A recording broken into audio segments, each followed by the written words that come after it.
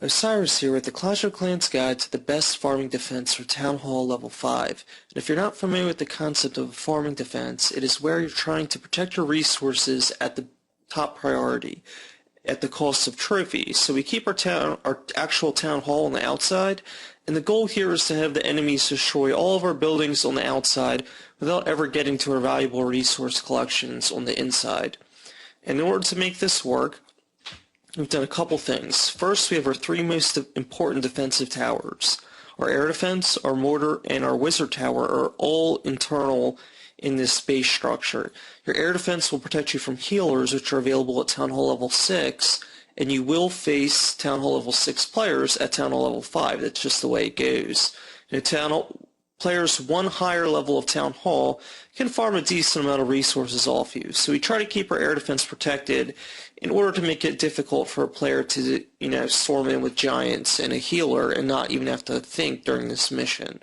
So we keep this central, and the same goes for the mortar. The mortar is used to take out enemies that would like to attack with archers from the outside. The mortar can't cover everything, so there is some vulnerability down here from archers, but the wizard tower does have some overlap. But the way the base is set up is that we do kind of give this one resource node as a giveaway. This one will, in a very well coordinated attack, it's going to be difficult to protect all your resources. So we do have this one that's kind of a gimme. If someone has a bad attack, they still won't get this, but archers can hit this, and that is somewhat intentional.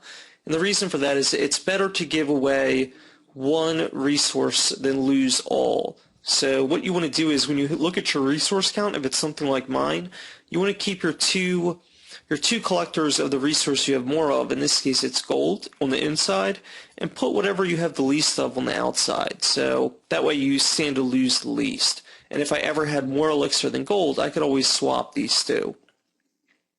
So the next thing, I've kind of buffered my important towers and my storage structures with the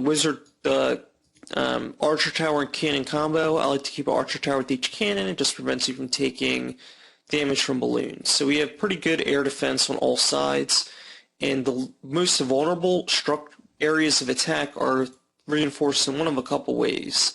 For here we have the Town Hall and Clan Castle, two high HP buildings, just blocking these corners. Makes it difficult for enemies to get in.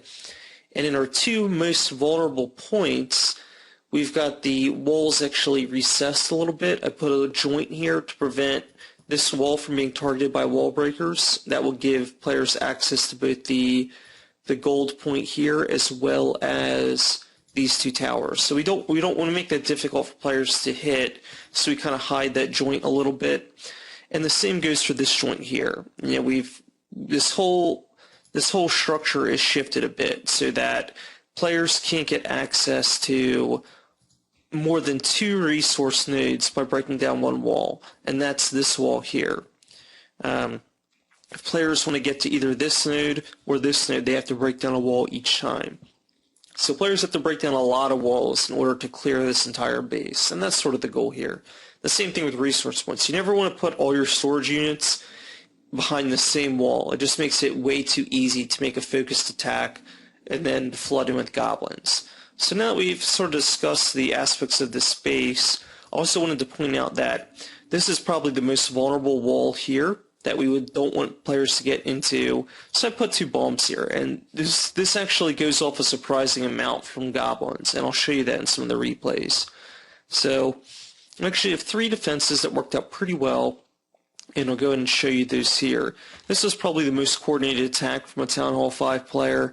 They did have a level 4 lightning spell, but you'll see I was able to keep most of my resources. So what they first do is they flood in with goblins, and upgraded towers do a pretty good job at destroying these, and they use the giant to distract, but the giant won't last forever.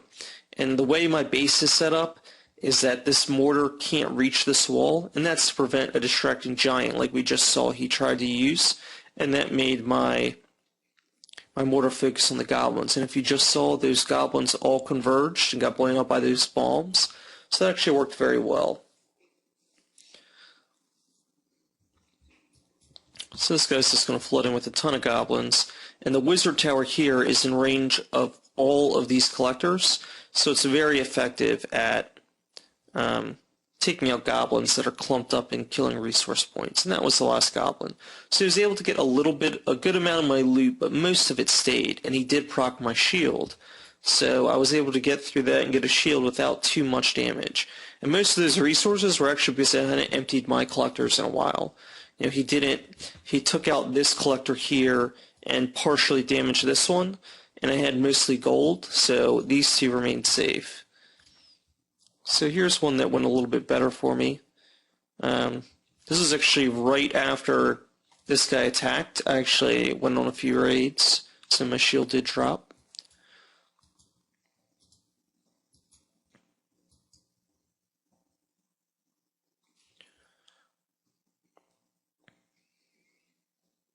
So this guy uses a ton of giants, and I put those two spring traps there on purpose.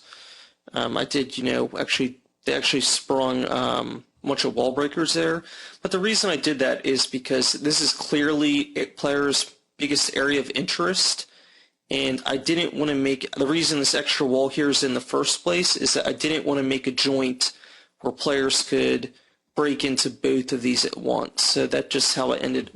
I've staggered that a little bit. Okay, so we'll let this is almost over. He'd actually got that with archers, but he actually wasn't able to take most of my resources, so almost all my gold remained. And these two are the best protected nodes. So again, whatever you have the most of, you put there. And we'll do our final video.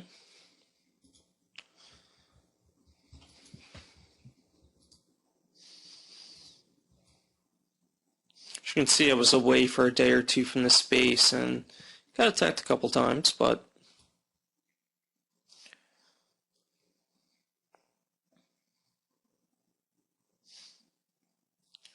it's just a pretty standard attack. He just doesn't really get anywhere because barbarians are not good at attacking this base. They'll want to roam around the outside. He does get in that blind spot there and takes out that elixir, but again, that's we're going to throw away this unit to protect the base, and this video eventually runs out. He has this one archer left, and actually doesn't kill the town hall in the end. But he does proc my shields, because he already has done 59%. So that's really it for the farming defense for Town Hall 5. Hope you found this video helpful.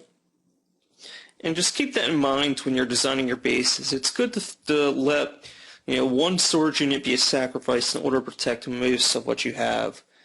And at this level, we're still keeping our clan castle on the outside just because we don't have enough stuff yet to prevent it, because this clan castle has a huge radius. A good player is just going to draw out your units by dropping an archer or a barbarian on the outside. So it makes no point. There's no point in putting it in the center just yet. We should wait until we get a little bit higher of a town hall level. So if this video is helpful for you, and go ahead and subscribe for more Clash of Clans videos.